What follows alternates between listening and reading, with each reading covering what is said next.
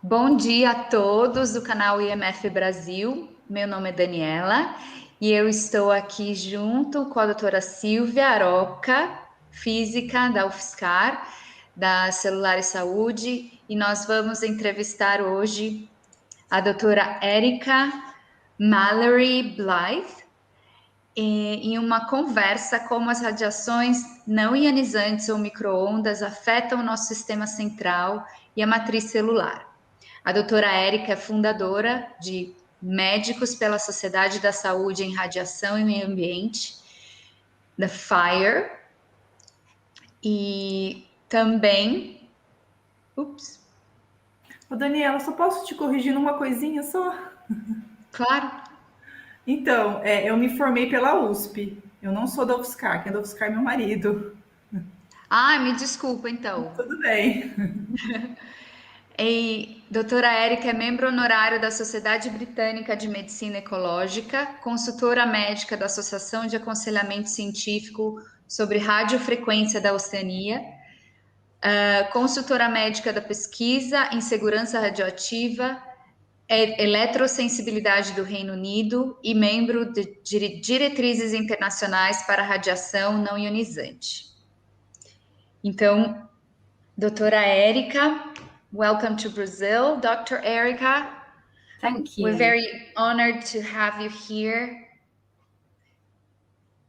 Thank you so much. It's an honor to be here. So we're going to talk about electrohypersensitivity and what are the symptoms that people could recognize in themselves while they are using their wireless technology, such as laptops or mobile phones or any other that came to the market now, like the new devices that talk to people, and you give them chores and they get everything connected in your house. So some of the most common symptoms are things like headaches, sleep disturbance or insomnia, palpitations, tinnitus, or a kind of ringing sound in the ears. But I have a slide on this. Would you like me to start the slides showing? Yes, please. Okay, so I'll just share my screen and I'll get the right one for you. Here we go. So can everybody see that now? I don't see. Yes, I can see it now. We can all see now. Okay, great. So this just is a brief introduction. I've put together slides to cover about 30 minutes, and then I gather we'll have some time after that for some questions. So feel free to write your questions down, gather them up as I'm talking, and then we'll address them all at the end. My background is emergency trauma medicine, and I worked in hospitals in the UK and abroad over about a decade in various aspects of emergency medicine. And then about 10 years ago, I got into radiation research. And it was very obvious to me that very few doctors are educated on the subject of non-ionizing radiation specifically. So once many people asked me to lecture a lot on this subject. And when I realized I was quite overwhelmed by that, I put together a group called PHIRE, Physicians' Health Initiative for Radiation and Environment. So you can find our website at phiremedical.org.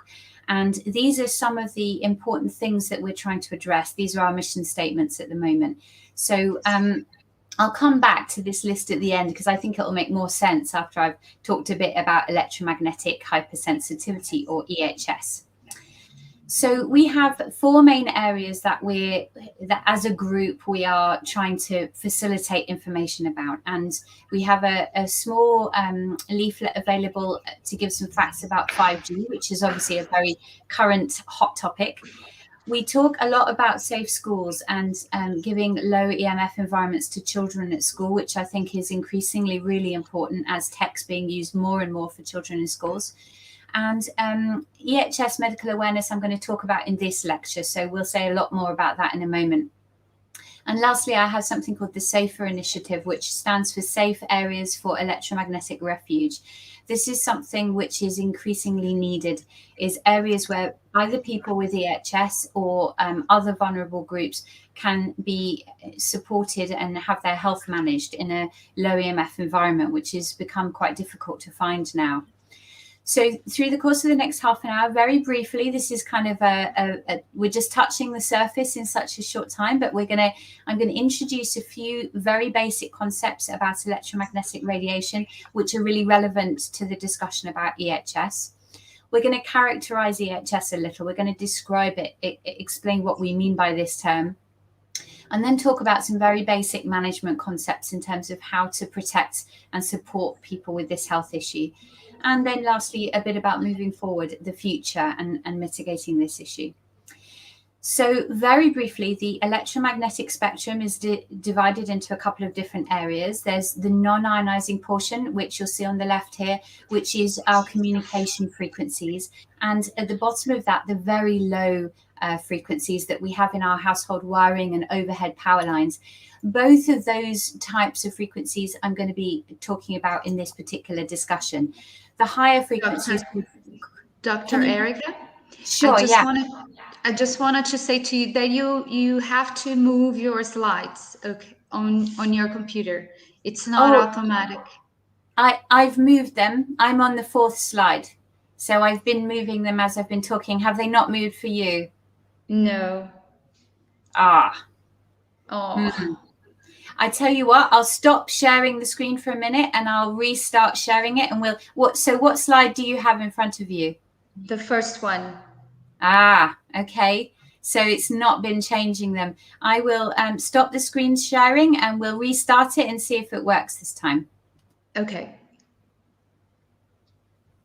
Okay, so can you see the changing screen now? Can you? Let's just. Yes, it has changed. It's the 3 of us now. Okay, so I'll go back and reshare it, and we'll see if it updates.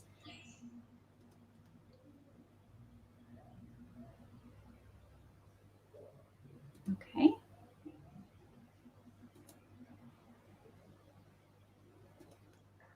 Right, so here I'm sharing again. Can you see a new slide?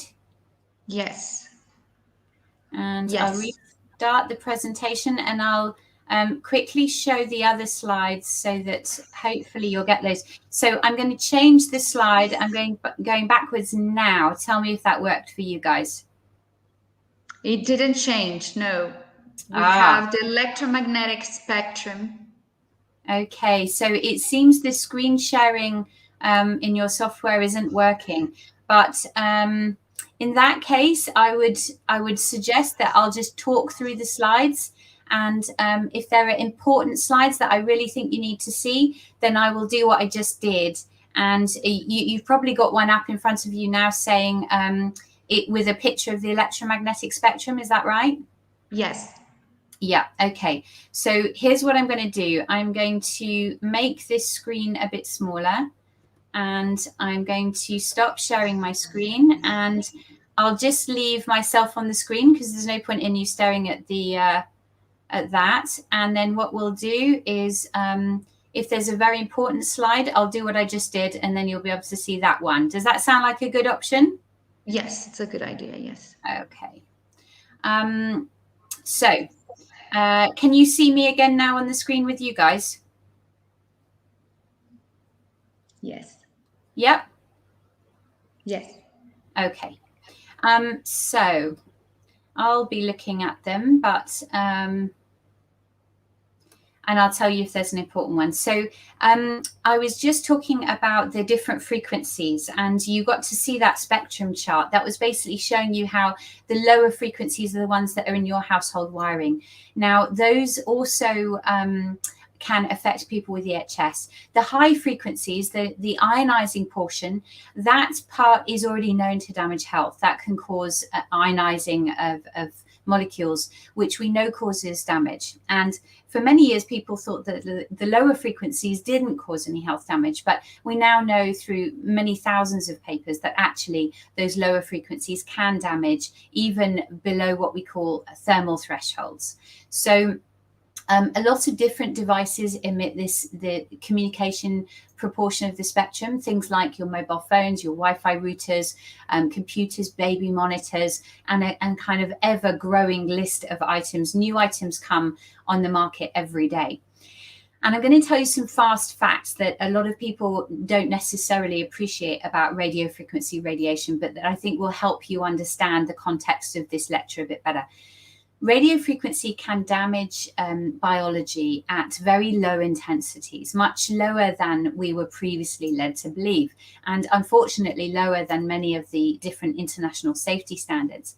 So here in the UK, the safety standards we use is something called the ICNIRP guidelines, and they were designed to protect against tissue heating. So basically your microwave oven has radio frequency radiation at a level which increases temperature. That's how it cooks. Now, your cell phone actually uses the same frequencies, but just at a much lower intensity. And in the past, we thought that those low intensity fields were safe, but we now realize that actually even very low intensities can affect cellular function and in some cases structure. And what's really makes this even more difficult, both experimentally and in terms of trying to predict health outcomes, is the fact that biological disruption is not linearly proportional to either the frequency or the intensity of the radiation exposure. We have windows where actually a lower frequency or a lower intensity of radiation can in some cases been shown to have a greater biological disruptive effect. So with that in mind, I'm going to move on to say a few words about electromagnetic hypersensitivity. Now, I defined this condition back in 2014 as a multi-systemic condition characterized by increased sensitivity to electromagnetic fields of increasingly broader frequency ranges at lower and lower intensities. So what I mean by that on a practical level is, imagine a lot of you will be familiar with this. A lot of people complain of a bit of discomfort or warmth or increased sensitivity around the ear when they're using a phone. For some people, that progresses to a real headache. And so instinctively, they move the phone away from their head while they're talking. But they may continue to get those headaches and find that actually they get to the point where a phone even being held in the next room or quite a long way away can actually give them the same headache. So that's why what I mean by increasingly lower intensities.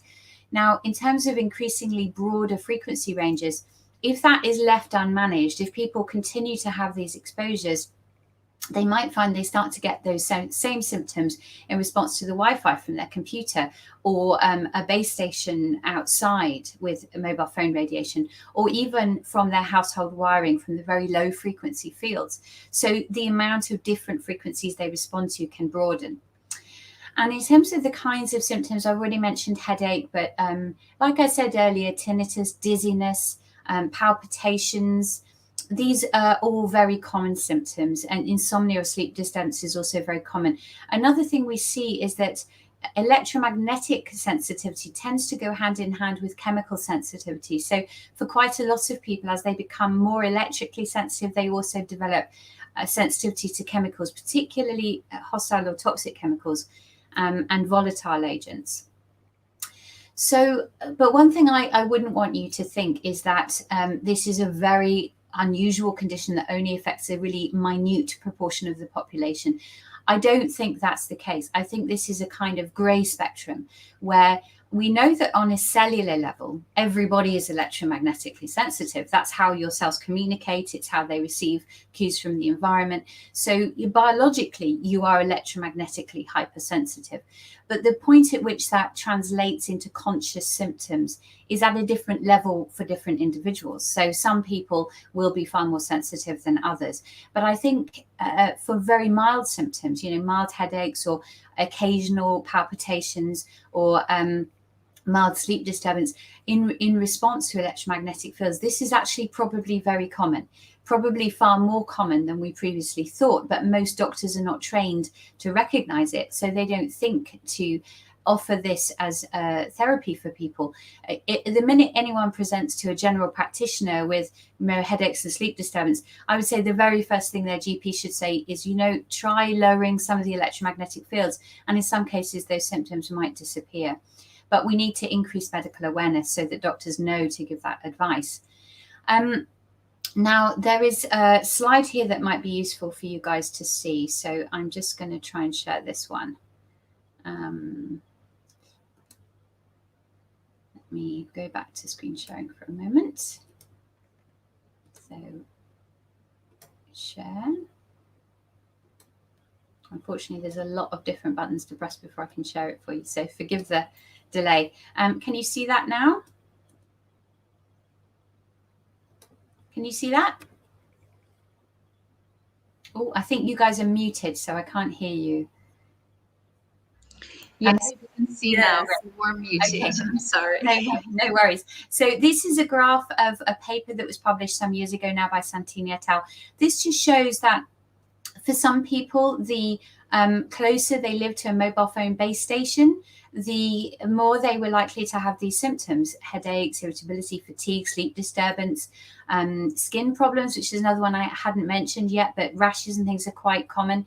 Visual and hearing disruption, again, quite common. And these might sound like quite vague symptoms, which they are in some ways. These can be caused by a lot of other things. But when you put the constellation of them together, this is quite a reproducible constellation of primarily neurological symptoms that we see repeated in the literature over and over again.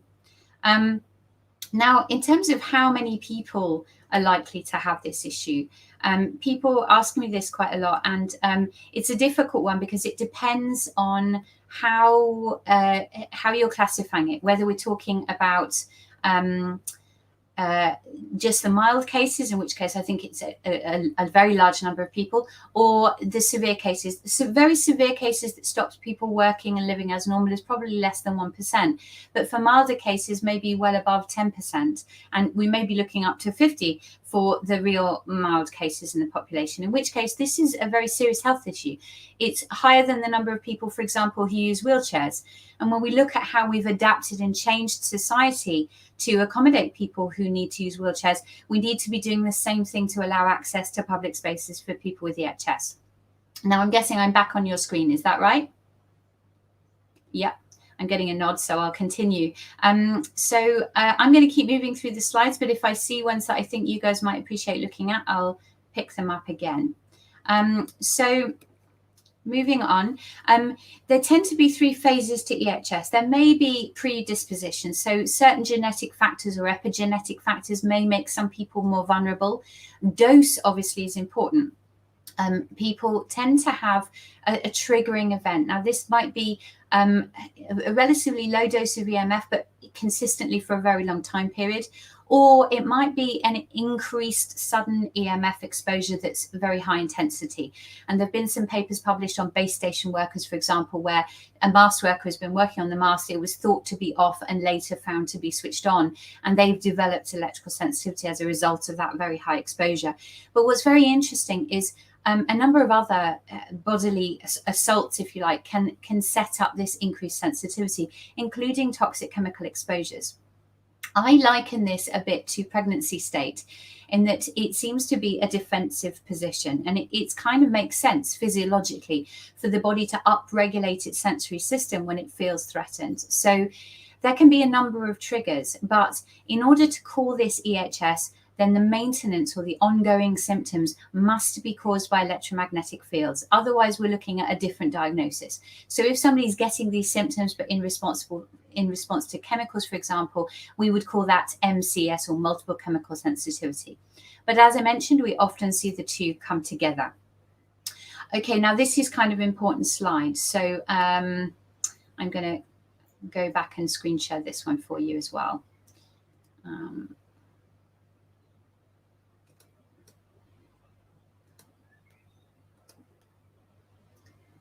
Okay, here we go. So you should have a slide now which says staging. Now, this is to explain that I have devised a staging criteria that I think will be useful for medical doctors. I've got a circle around stage 1 here because this is where we want to pick people up. I've mentioned these mild symptoms. Now, if we were picking people up in this stage and saying, try lowering your exposure, they would never progress to stage 2 and 3. And this is the point at which they're very reversible. They can potentially live a very normal life by just changing a few things to lower their exposure early on. Once people have more, and at this stage, by the way, most people don't know what's causing their symptoms. They might just say to their GP, oh, I've got some headaches, or I've got a bit of hearing disturbance, or some mild palpitations that are a bit annoying, but nothing severe. And unfortunately, the GP probably won't recognize what the cause of that is. But once people move to stage 2 and 3, where they have moderate or severe life or disabling symptoms, they are not reversible. So what I mean by that is that they need to be in a long-term low EMF environment at that point. And this is very disruptive. It means people often can't stay in the same home. They can't go back to their normal job without having special accommodations being made. And stage 4 is remission. So that's what we're looking for. And I use the term remission because this is a chronic condition that needs managing long term. And this, again, is important from a disability point of view. One of the definitions of disability under the 2010 Equalities Act is that we recognize that something is chronic, and it certainly is for most people with EHS. So these 4 stages are useful to medical doctors in trying to understand where somebody's at, and we want to try and catch them at stage 1. That's really important. So, and the next slide just shows how I do a visual analog scoring system to do that, but it's less important. So I'm just going to come out of this now and get back. Okay. So I'll move on with my slides. And in terms of diagnosing for doctors, the main way that this is diagnosed is what we call here in England a clinical history. I'm guessing you guys might use the same term. There's no specific one blood test or scan that can diagnose EHS. It's based on history and exam. And actually, many of our diagnoses in the medical field are created in this way. There's lots of things we don't have a singular test to prove.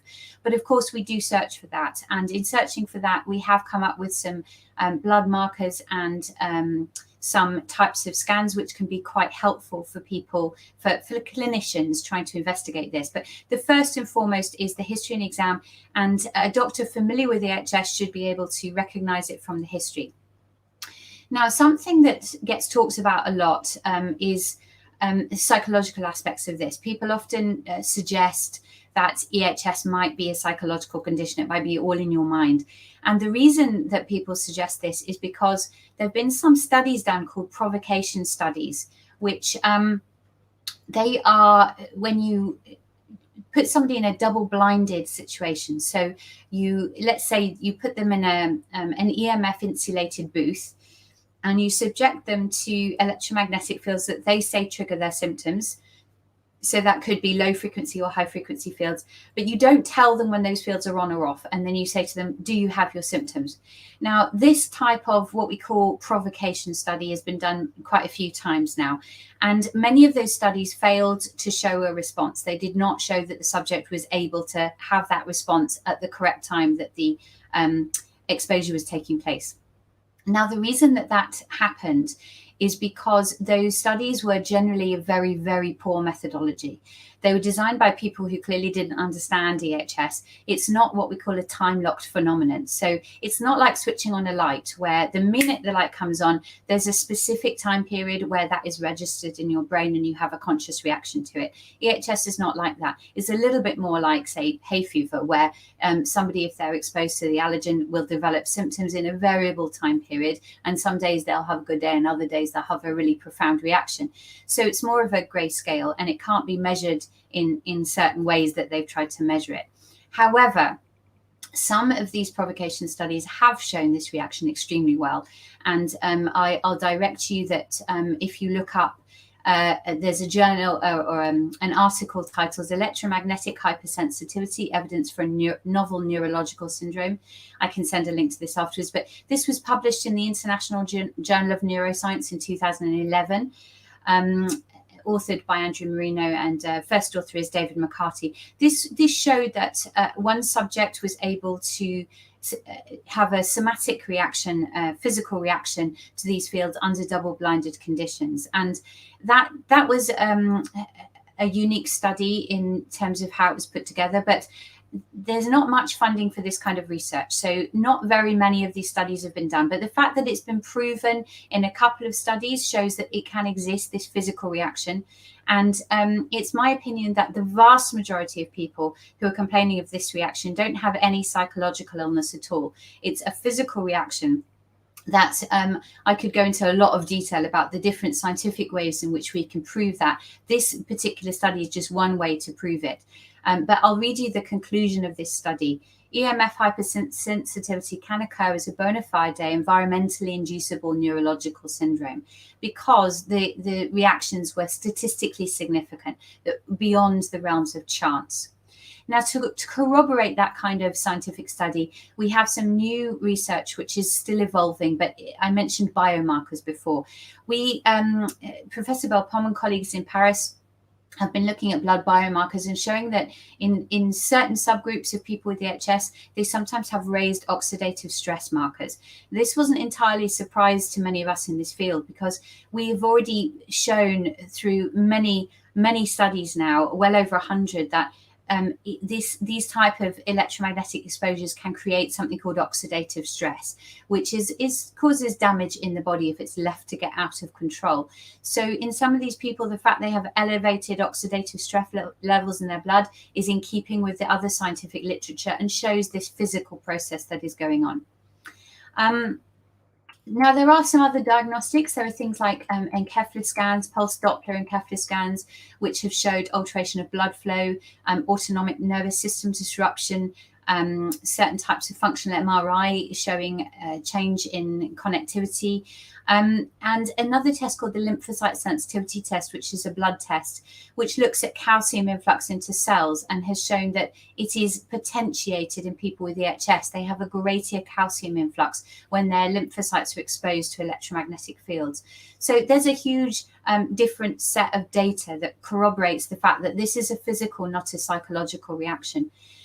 Now, having said all that, of course, it's very normal that if something is painful or if it gives you negative symptoms, that eventually your brain will start to make you fearful of those exposures. And there can be psychological issues later on down the road that are really quite a normal reaction to having a repeated hostile attack on your physiology.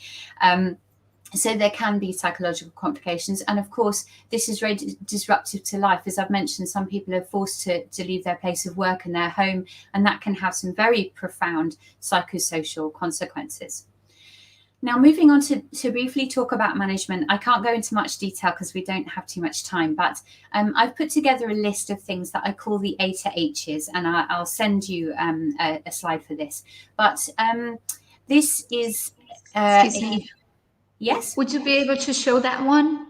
Yeah, I can. I didn't want to slow this all down too much, but absolutely, I will screen share this for you. Hang on.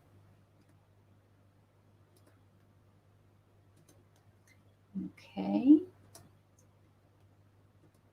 So it's coming up right now. So this is the A to H's. Can you see that? Okay. Yes. Yeah, great. And so the top one here is avoidance, and I think avoidance is so important.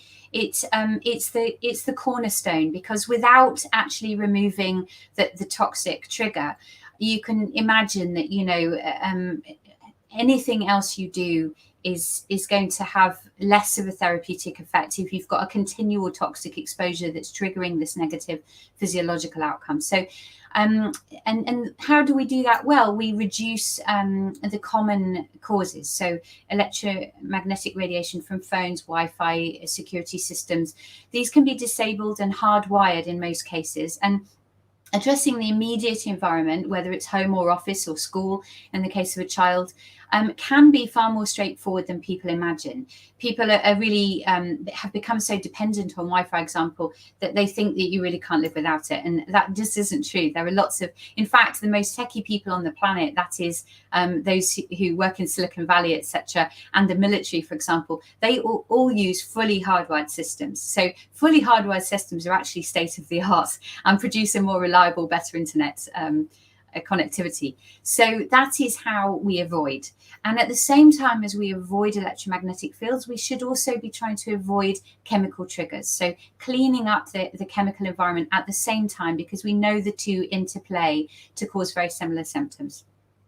Then moving on down through the list here, talking about, the rest are talking about optimizing health. So when I put breathe fresh air, I mean, because we can have ion generation from things like air conditioning and heating units that can make air, which can set up very similar symptoms to EHS. It probably is a type of EHS. We see this in the desert winds that carry a very strong ion concentration as well. So breathing natural, moisture-rich fresh air is important.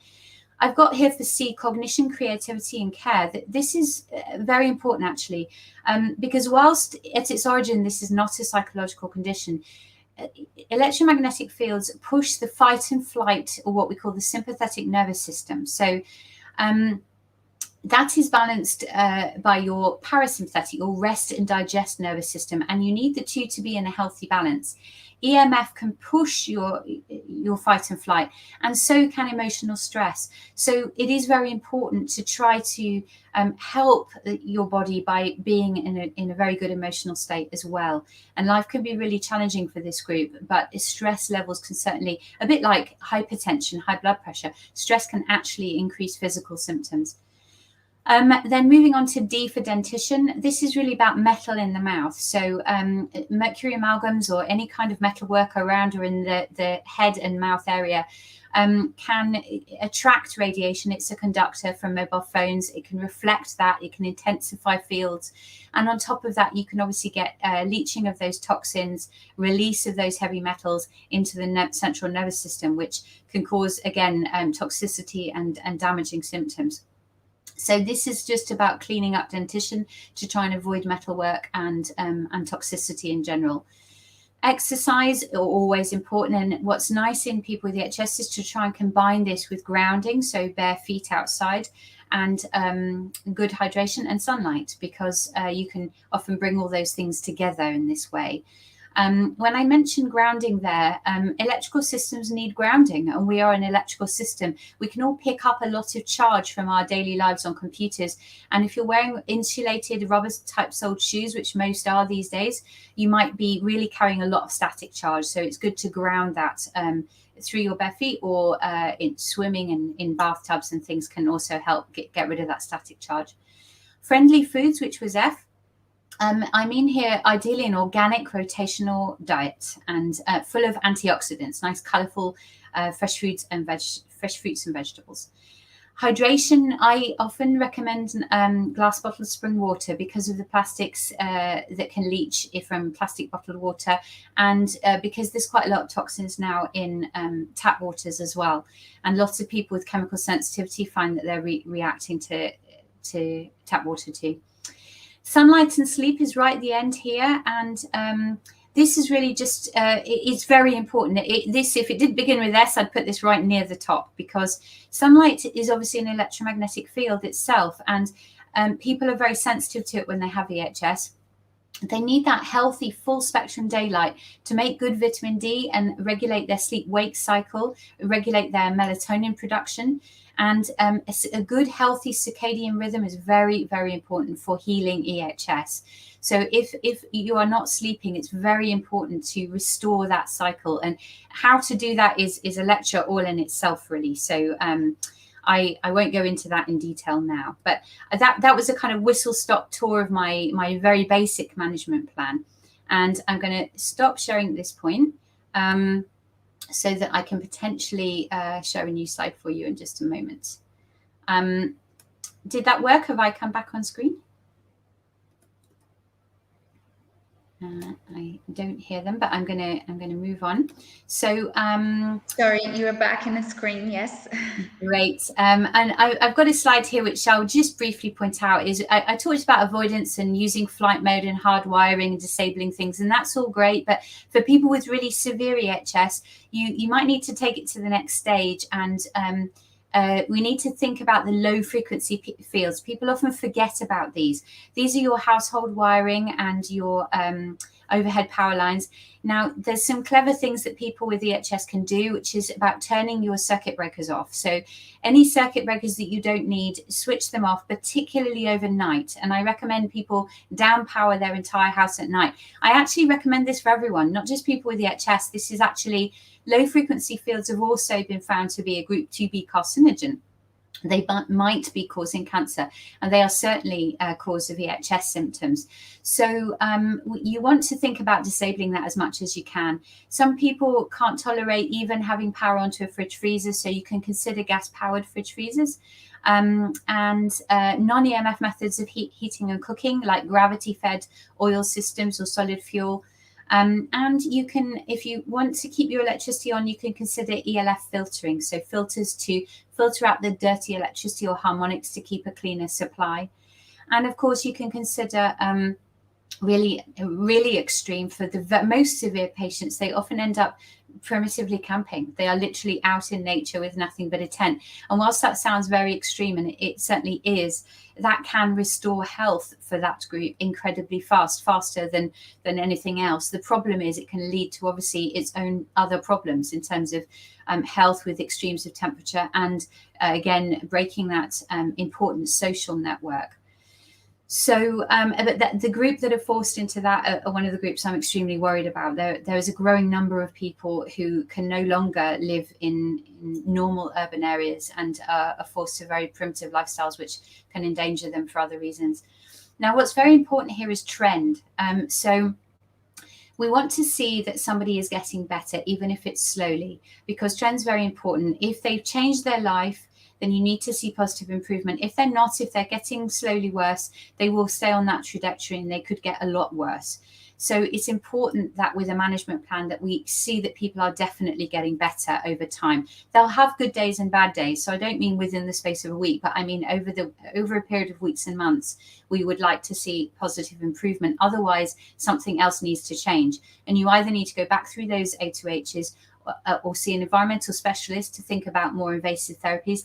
And importantly, through all of that, be thinking, are you missing a different diagnosis? Is there a different cause for those symptoms which hasn't been treated correctly? I've got another slide here, which I'll just mention, which is about some of the more invasive or more unusual therapies being offered in environmental clinics. So if you do get referred on to an environmental clinic, they might prescribe nutritional supplements, which you need to be very careful of to make sure that the patient isn't sensitive to those. Hyperbaric oxygen is being recommended in some clinics, immunotherapy, antigen therapy, immunoglobulin therapy. There's chelation, therapeutic sauna, pharmacology. There's a really long list, but I'm not specifically advocating any of those. I've just talked about the basic plan. It's just to let you know really that those are out there and being advocated by some clinics. The truth is, in my opinion, I think we need a bit more work and more research to be sure which of these therapies is giving a greater therapeutic effect than just avoidance alone. We need to be testing these therapies on more large-scale trials, which I really hope will come at some point. Now, I mentioned immunotherapy, and I just thought I should point out that there is a paper published looking at the effect of low-dose immunotherapy on calcium ion influx. I pointed out that we see increased calcium ion influx in response to electromagnetic fields in some studies. And immunotherapy was shown in one study by a British group here from Jean Monroe's clinic at Breakspear to reduce that calcium influx in people with MCS. It's a bit more uncertain whether that's having an effect on the EHS component. So I would tend to say it might be more useful for people that are primarily focused on MCS. But if it is helpful in that group, it could decrease body sensitivity in general to help EHS as well. Prognosis is something people often want to understand better, and I would say it depends on the stage of EHS and the total duration of illness. I've already touched on the fact that the early stage is much easier to reverse.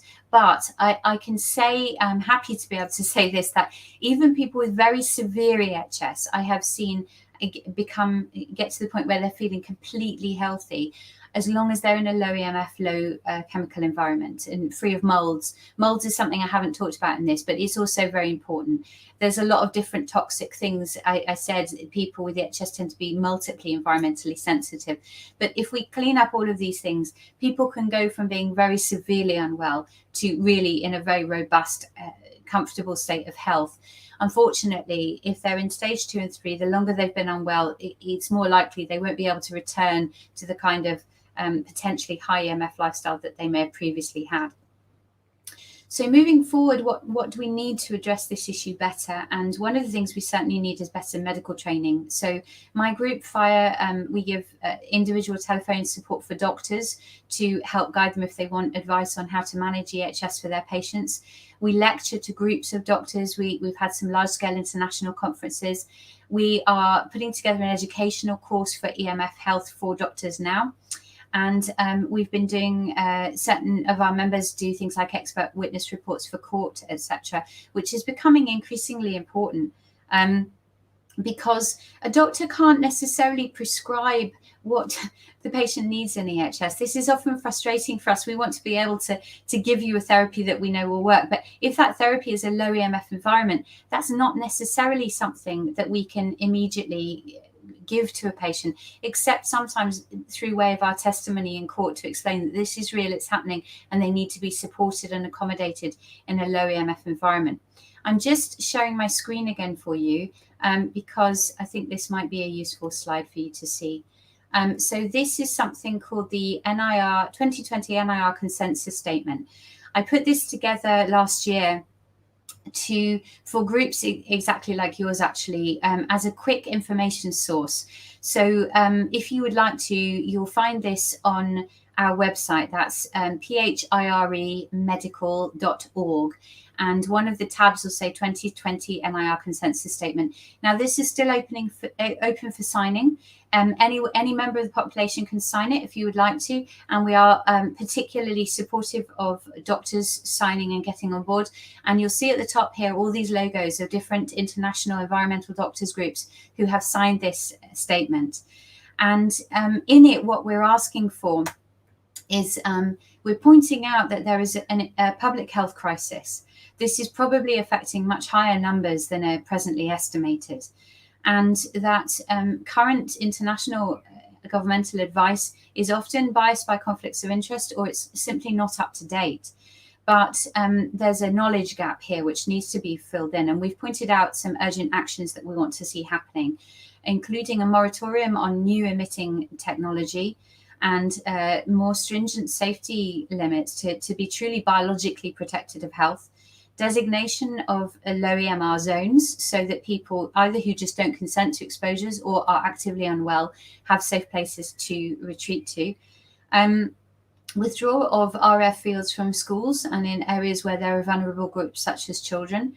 And a zero tolerance approach to industrial influences on public health policy. This is obvious, it's a no-brainer. Any member of the population would say, I think with confidence, that they don't want their public health policy to be directed by industry-related finance.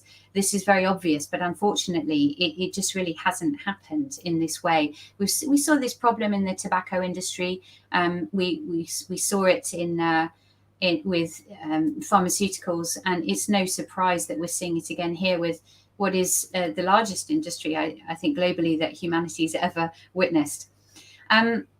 So I'm going to summarize now and tell you that EHS has been proven as a physical response to EMF exposures, even of very low intensities, which is not surprising because we have a huge literature base now, a huge evidence base showing that these kinds of exposures cause adverse biological effects in the general population and in animal studies and in vitro studies, which means it's not surprising that some people are having conscious reactions to it. The management of that should rely on primarily avoidance of electromagnetic fields, but it's sensible to clean up the environment of this group in other ways because they're multiply sensitive. And optimizing general health in terms of the sort of B2H's approach that I mentioned is really sensible. But we need urgent protection for sensitive groups and for those who simply understand the science and don't want to be exposed. So I will stop the screen sharing again. And my last slide here was showing FHIRE, but I'll leave it up to you. Erica, it was working now, the moving. So if you want to continue. Oh, was it? It Typical. was, yeah. Right at the end. No, don't worry. But that last slide just explained the mission statements that we have with FHIRE. It explains some of our objectives, and you can find that on our website anyway, on the About Us section. So I hope we've got time for some question and answers. I'm sorry, this was exactly half an hour in when I drafted it, but of course with the slide transitions, it's probably taken quite a lot longer. So if you have time, it was great. It was great. It was a great presentation. So what I would like to understand is like the calcium flux. Do they come out from the bones into the bloodstream, and they are increased by the EMF, the non-ionizing radiation, for the people that have hypersensitivity? So it's not specifically that they move from bone to another area, but calcium is an ion which is abundant in the body. It's used for a huge number of important physiological processes, and it's mobilized all the time. So yes, there's a high concentration in bone, but it's also in blood, and it's moving around the body with its physiological functions. Now, this is quite theoretical at this point, but some of the theoretical studies looking at the way EMF affects cells have deduced that, and this is work, if people want to understand this better, there's a lot of work here by a few authors that I'll tell you about. There's Professor Martin Paul, there's Dimitris J. Panagopoulos, who was actually the first person to look at the effects on electromagnetic fields on some of the ion channels. Some of his work was the earliest, and Pela, P-I-L-L-A. These are all some useful authors to describe this theory. Basically, there is some evidence that channels in the cell membrane, which we call voltage-gated channels, that transport ions, and calcium is just one of them, but it's one that's been quite robustly explained in the literature. These fields can open, or what we call gate, those channels when they wouldn't normally be. And this can allow ions, including calcium ions, to influx inside the cell in higher concentrations than they would normally. And that can have quite an effect on physiological function, including fueling a particular cycle called the nitric oxide cycle, the product of which is something called free radicals. These are damaging ions which are electron scavengers. They like to take electrons from other molecules, and that can cause an aging and degenerative process. Oxidative stress is normal on a daily level, and there's a balance. We call it the redox balance, where a degree of it is good and it's healthy. But if you have too much free radical damage and not enough ability to absorb those free radicals and neutralize them, that's when you get you swing into a disease-like state. And there are a lot of different endpoint diseases that are associated with this increased oxidative stress. EHS is just one of a long list. I hope that was helpful.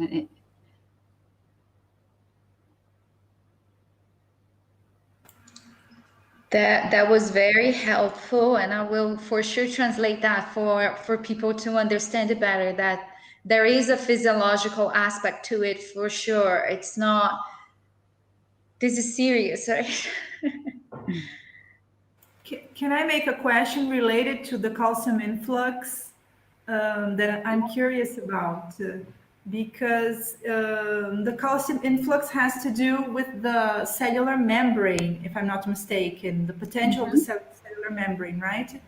So it probably affects the oxygen that comes in and out of the cells and the production of ATP. Is it related to the calcium influx or not?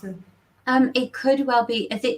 We're starting to get into quite complex biology at this point, cell biology. But yes, I mean, loosely speaking, there are lots of different mechanisms that are probably interplaying, and the ion channel theory is one of those pathways that's been described in the literature, but there is also some evidence of oxidative stress happening independently of that mechanism, and mitochondrial damage. So I think you mentioned mitochondria there, or ATP you mentioned. Yes, there are some really excellent papers looking at the effect of electromagnetic fields on mitochondria. And it's more, the more you read, the more different biological pathways you can see could and are likely to be affected. And oxidative stress in itself can affect multiple different cells in multiple systems. So when we look at the symptoms of EHS, for example, and we see that they're so broad ranging, they affect lots of systems, it's really no surprise if one of the mechanisms of damage is oxidative stress, which we know affects so many different cell groups. But other types of endpoints that have been associated in the literature include things like neurobehavioral disorders in children, possibly neurodegenerative disorders in adults like Alzheimer's, dementia, that kind of thing, fertility. Male fertility, there's been a lot of study done on this now. This is a very strong area of the literature, and it appears that we're seeing effects that, again, could be mediated by oxidative stress, certainly that are causing structural and functional damage to sperm. And another area which is talked about a lot, I haven't mentioned it in my talk, but of course, cancer. Oxidative stress is a known mechanism that can increase cancer risk. We can see DNA damage being done from EMF exposures. There's a very good study that you might want to look up called the Reflex study. That's it was at one point quite controversial. The results of that study have been really well validated through court as well as through the normal scientific channels.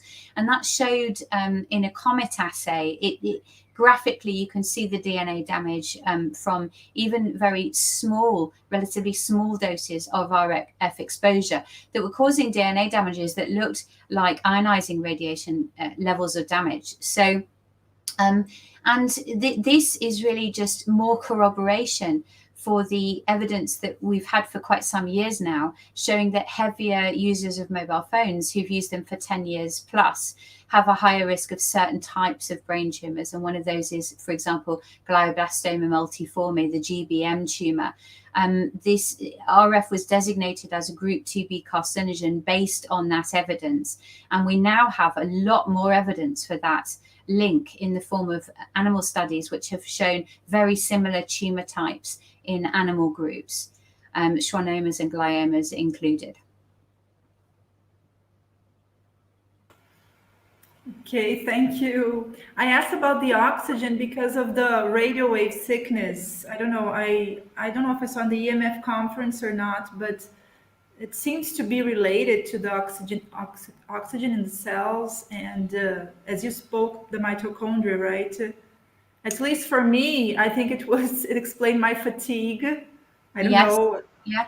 So looking at the effects on mitochondria could absolutely explain some of the subsequent effects we're seeing. Some physicians heavily linking EHS with chronic fatigue syndrome with CSF, and they feel it's part of the same spectrum.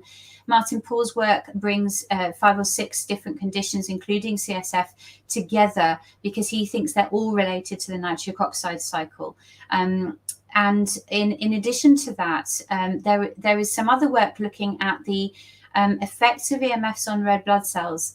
And again, in truth, this needs a lot more studying. We need more research to be done here. But there's some studies have shown something called rouleau formation, which is when red blood cells stack up like coins in a coin roll. That's why it's called rouleau.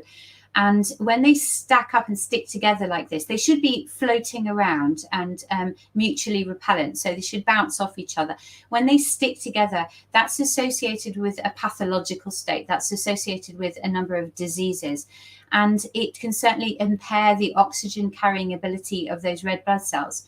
So again, in terms of body oxygenation, there may be more than one pathway to that being compromised also. Thank you.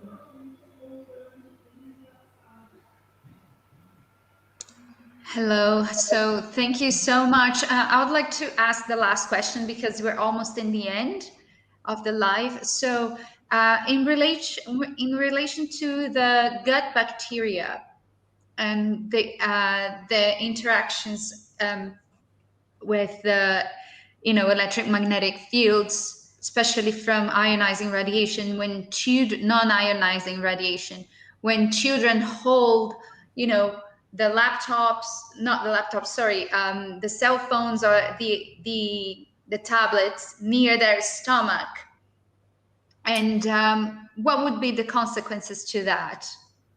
So there's increasing concern about the effects of electromagnetic fields on what we call the human biome. You're quite right to point this out, because in terms of total numbers of cells, we're not just us. We're not just our own cells and DNA. We're comprised of a biome that is essential to good health, and this includes flora in the gut, which aid digestion and healthy functioning of the gut, as well as other areas of the body. And certainly EMFs can alter that balance. And there's a really excellent presentation that was part of the 2021 EMF conference from Dr. Sharon Goldberg, which I would really advise people to watch if they're interested in this area as well, where she is explaining the evidence base behind some of the changes to the biome, and also in that explaining some of the effects on bacteria and potentially bacterial antibiotic resistance. So this is a relatively new area being studied, but I think will become of increasing importance, certainly. And the fact that we have clinically noticed that EHS tends to come in combination with multiple chemical sensitivity and food intolerance is really interesting. This could be related to changes in gut flora, as well as some other mechanisms. But certainly one of the symptoms that people commonly have is gastrointestinal disturbance. And of course, you're right to point out where children hold these devices. So a lot of the literature about cancer, for example, is from phones, where the very high intensity exposure is very near to the brain. And as a result of this, there have been multiple governments give advice, including our government here in the UK. They have given advice that children should not be holding smartphones to their head, except for essential calls. That's how they put it. I would say never except for emergencies. But the problem with that advice is that as a result, what children do with both tablets and phones is they use them down near their pelvic organs. They hold them very close to their unshielded pelvic organs. And we know that certain tissues can be very high absorbers. Microwaves aren't absorbed the same in all tissues. They are absorbed preferentially by some more than others, a bit like food in a microwave. You'll find some bits come out really hot, especially when they have a high water content. So moving the source of highest intensity exposure from the head to the abdomen and pelvis is not smart.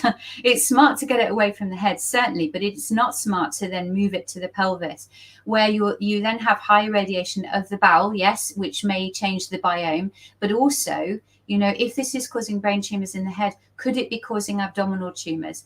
The studies that I mentioned, and I'll just say the actual names of those. So the National Toxicology Program study, the MTP, and the Ramazzini Institute study, both found multiple organ cancers in the animals exposed. They had a kind of whole body irradiation, and they didn't just find neurological tumors. They didn't find tumors only in the brain. They actually found some of the tumor types that we've seen in the brain in the heart. It was quite an unusual picture. And this has got to increase our suspicion and concern that actually when we move that site of high intensity exposure somewhere else, we could be increasing the risk of tumors in other sites, which could be equally fatal. So, and of course, the other thing that's down there as well as your gastric organs and is your reproductive organs. And as I've mentioned earlier, we've got very strong evidence now that the reproductive system is highly sensitive to these kinds of exposures. So along with warnings telling children do not put their phones to your heads, we should also be warning that they shouldn't be using these exposures close to their body, any part of their body. And this is why my group advocates no radio frequency devices at all. We recommend hardwired connections.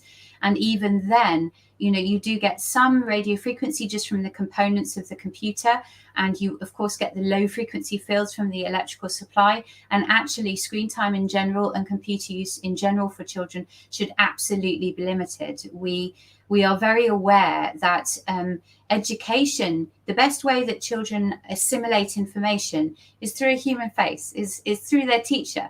That's how they were designed to retain information, not through a screen. And while screens may have their role in very specific areas of education, they're not the best way generally to educate children. And so my group has a very purist policy that we do not advocate Wi-Fi in schools at all, nor mobile phone active signals. We advocate limited periods of hardwired internet only. I hope that answers your question. Well, that's amazing, and I'd like to thank you very much, Dr. Erica. I'm gonna leave here your website again, because that's very important for everybody to start to know what these devices those devices can harm our health, and they are not under any standard of security as we thought they would be, and even they're tested are not very elaborate as other people were showing us, and in other channels as well. And hopefully that's going to be our next talk here, how the cell phones are tested and their security or not so secure system. So I have no words to say, and this is absolutely amazing to have you here, and all your information and your dedication to these studies, and it's really great. I thank you very much, and because you were one of the lectures I found for free online on YouTube, just to understand my symptoms of EHS, and to be able to recover myself and have like a fairly normal life, although the Wi-Fi is everywhere now. Mm-hmm. So I'm so grateful. Thank you very much. You're so welcome. Thank you for inviting me. Thank you, Dr. Erica. It was great, your presentation. Thank you so much. You're so welcome. Thank you.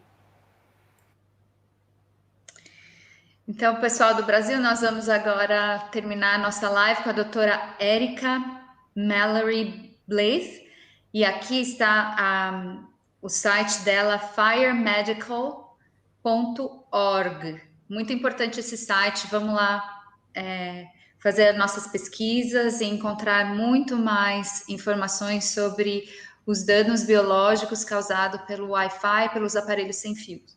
Um beijo a todo mundo, até a próxima!